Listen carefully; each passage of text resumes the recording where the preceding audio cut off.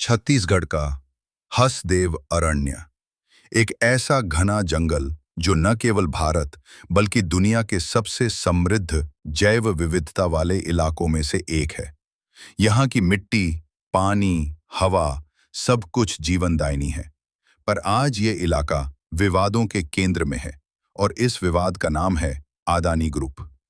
लेकिन सवाल यह उठता है कि एक कारोबारी समूह जो खुद को विकास और आधुनिकीकरण का प्रतीक मानता है, आखिर क्यों देश के सबसे पुराने और पवित्र जंगलों का दुश्मन बन बैठा।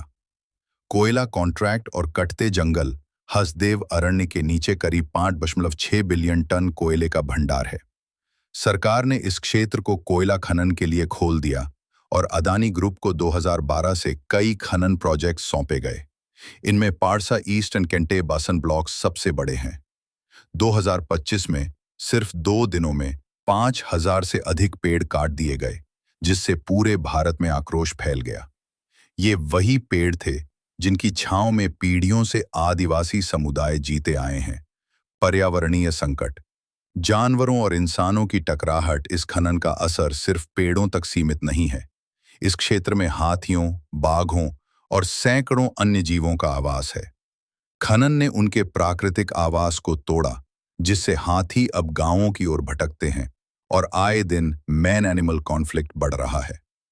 Wild life institute of India की रिपोर्ट कहती है कि खनन क्षेत्र के आसपास हाथियों की मूवमेंट में 70% तक गिरावट आई है।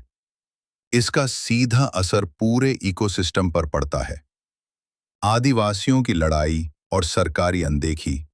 हसदेव का इलाका सदियों से आदिवासियों की जमीन रहा है। ये सिर्फ जमीन नहीं, उनका जीवन, संस्कृति और पहचान है। पर खनन के चलते उन्हें वहां से उजाड़ा जा रहा है। आरटीआई और स्वतंत्र जांचों से ये सामने आया कि कई ग्राम सभाओं की सहमति फर्जी तरीके से दिखाई गई। स्थानीय लोगों ने जब विरोध किया तो उन्हें गिरफ्तार किया गया, डराया गया। 2025 में ही 17 ग्रामीणों को बिना उचित कारण के हिरासत में लिया गया। फायदे और नुकसान का गणित। खनन समर्थक इसे विकास का नाम देते हैं, लेकिन आंकड़े कहते हैं ये विकास कुछ के लिए है, सबके लिए नहीं। अदानी ग्रुप पर करीब 28 अरब रुपए के घटिया कोयले को पास करवाने का आरोप है, यानी कम गुणवत्ता वाला कोयला निकालकर उसे भी मुनाफे में बेचा गया, जिससे न सिर्फ पर्यावरण को नुकसान हुआ बल्कि देश को आर्थिक घाटा भी हुआ। दूसरी ओर हजारों पेड़, वनस्पतियां, जल स्रोत और जीवन शैली हमेशा के लिए खत्म हो गई। निष्कर्ष। कोयला बनाम जलवायु।